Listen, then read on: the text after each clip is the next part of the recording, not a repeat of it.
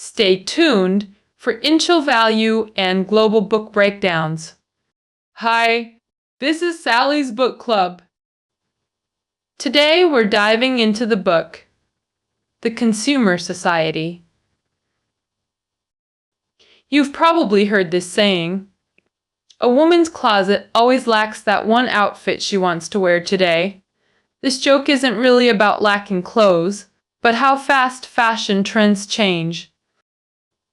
Women's pursuit of beauty and individuality never ends. It's not just women. We all define ourselves through endless purchases. Hip-hop fans need snapbacks.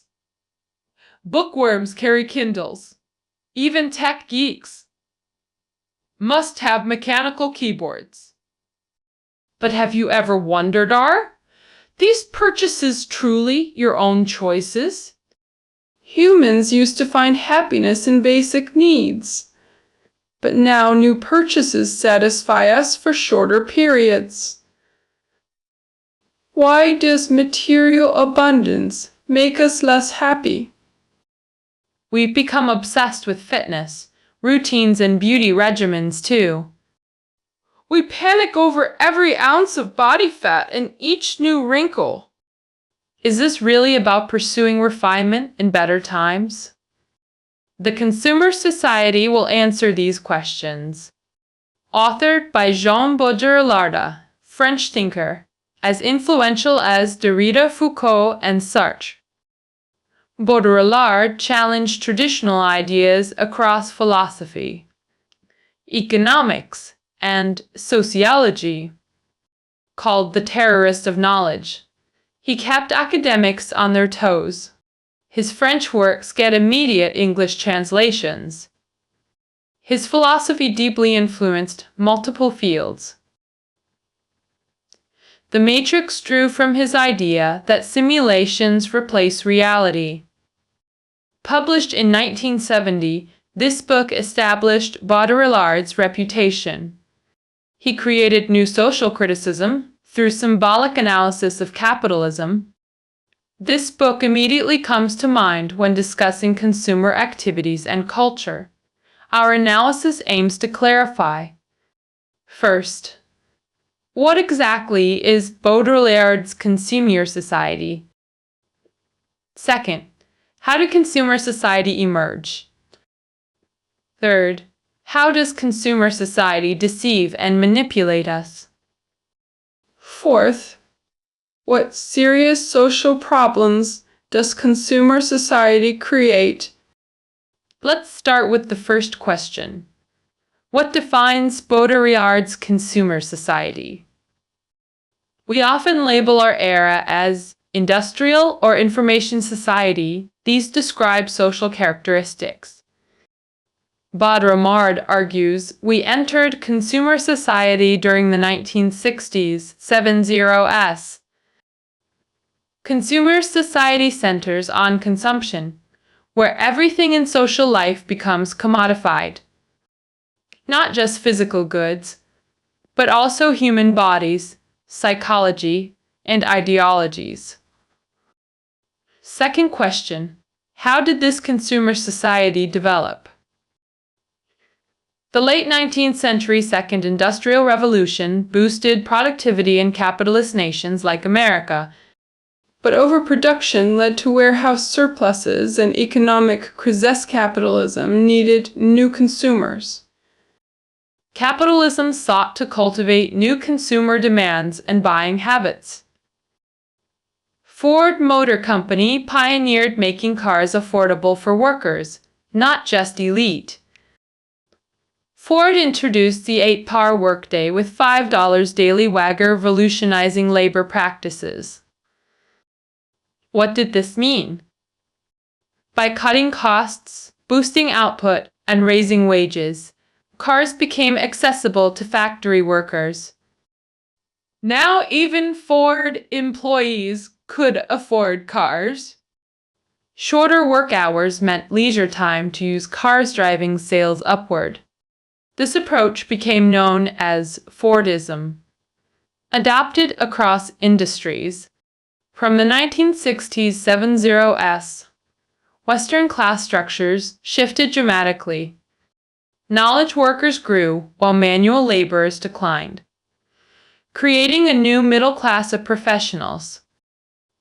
This group valued uniqueness, rejecting standardized mass-produced goods.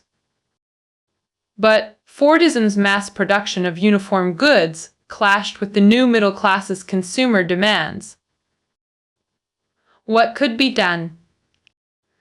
Enter post-Fordism's flexible accumulation model. What's this? Shifting from mass standardization to small batch production for niche markets. Using digital tech for agile sales strategies and remassed inventory management. Example: automakers manage regional orders through networked systems for efficient production.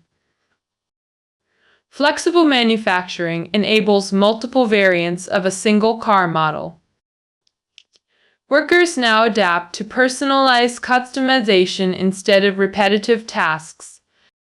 Companies increasingly adopted diversified production to meet varied demands. This shift from mass production to customization revolutionized consumption patterns. Economic focus transitioned from manufacturing to service industries. Fordism boosted consumption through authority post. Fordism through personalization. These dual forces made consumption society's new cornerstone. The 1930s, 40's economic crisis pushed capitalist nations to adopt Keynesian solutions. Now to question 3. How does consumer society deceive and manipulate? The author identifies 4 key characteristics. First, material abundance. Second, symbolic consumption. Third, media-driven desires. Fourth, endless consumption cycles. And material abundance is obvious endless new products, fueled by productivity.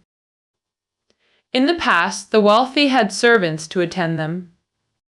Today's wealthy are defined by multiple properties, luxury cars and branded goods surrounded by material possessions.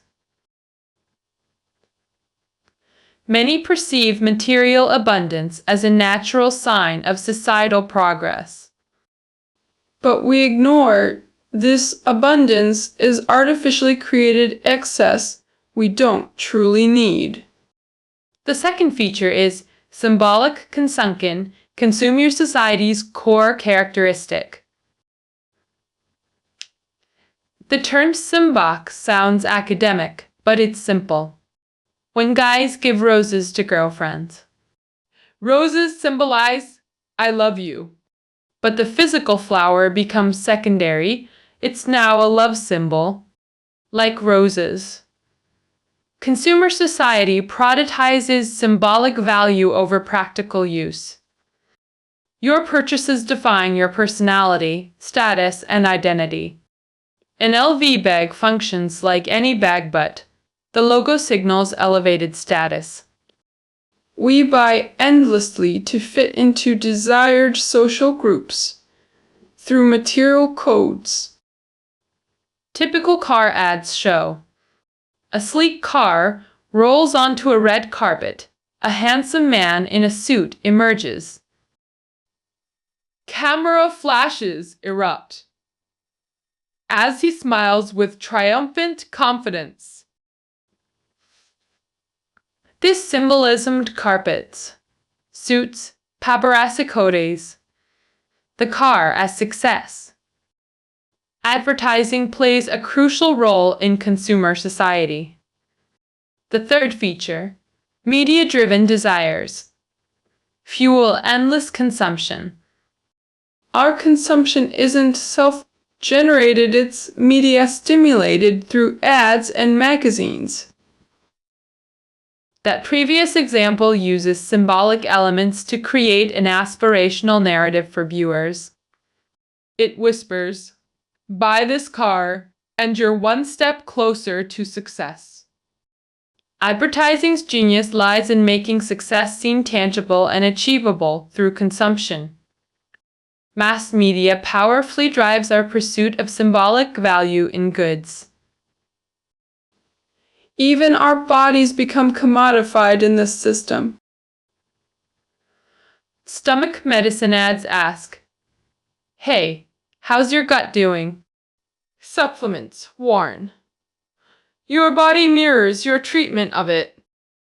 The author argues this separates us from our bodyisti, become external projects. Your body becomes a social relationship defined by advertising cues. Jazz dictate this relationship's terms completely. Some ads threaten, neglect self-care and face consequences. You'll age faster, skin duller, body shapeless like failed marriage warnings. As if marital failure stems solely from appearance neglect. Consumer society manipulates through narcissistic body investments. Hence our obsession with gyms and spasm-optimizing the body machine. The author sharply notes, beauty becomes women's religious imperative. Men two bodies become RA-driven, projects in consumer society. Attractiveness becomes non-negotiable for body investors. Fourth feature. Consumption forms endless cyclical systems. Like when buying a coat demands matching luxury accessories. Premium coat purchase, now you need that designer scarf to complete. So you reluctantly buy the scarf, then check the mirror. Oops, these shoes don't match. Queuing shoe shopping. Thus begins endless consumption cycles. But you ask, even if desires are manufactured, isn't material comfort positive? The author argues consumer society creates more problems than prosperity. Now to the fourth issue, social consequences. 3 personal level problems: anxiety, moral conflict, waste. First, anxiety and violence. Anxiety defines modern existence. Past happiness came from basic needs fulfillment. Now endless options reduce happiness through insatiable desires. Advertising fuel wants faster than earning capacity grows. Wealth comparisons deepen frustration and deprivation. Violence becomes an outlet for pent-up tensions. Second problem, ethical contradictions. Capitalism simultaneously promotes frugality and hedonism. Example, companies demand employee productivity while pushing indulgence.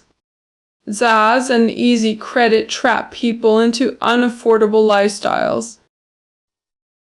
Escaping debt cycles becomes nearly impossible. Recent scandal: student sex for loans, debt-related suicides, violent collections. These phenomena occur because consumer society prioritizes sensory stimulation over inner peace, replacing work, then enjoy, with credit-fueled instant gratification. This leads to purchasing unnecessary items. The third issue, waste. In consumer society, waste sustains production systems. Check your closet. How many outdated but usable clothes? Gather dust? Fashion lovers constantly chase seasonal trends. Dads dictate fashion codes, making us discard functional but unstylish items without hesitation. Capitalism enforces waste through ever-changing fashion systems. If everyone valued utility, who'd buy new goods? Societally, consumer society causes environmental damage and inequality. First environmental issue, industrial growth brings profit and ecological harm. Water, air, noise pollution, devastate ecosystems. Basic necessities like clean air become luxury commodities for the privileged. Middle-class homeowners endure pollution, while elites buy mountain villas. Environmental cleanup costs get counted as GDP growth, thus statistical delusion. Capitalism fraudulently counts compensatory spending as wealth. This aligns with China's green GDP concept. True national wealth should deduct pollution, health damage, compensation. The second and deepest social issue of consumer society, masking inequality. In consumer society, everyone accesses similar-looking goods, creating an illusion of equality before commodities. Milk cartons, labeled astronaut approved, make consumers feel they share elite resources. But this superficial equality veils real disparities. Goods inherently carry hierarchy, different classes consume stratified products. Consumption behavior thus regenerates social stratification. LV bag owners access different social capital than generic bag users, despite shared no consumption. The book introduces symbolic value as capitalism's third value system, beyond utility and exchange. Critics argue Baudrillard overemphasizes symbolism while neglecting material production's role. We must recognize capitalism's media-driven desire, manufacturing trapping us in consumption cycles. Consumption becomes capitalism's new religion. Can shopping sprees truly bring happiness?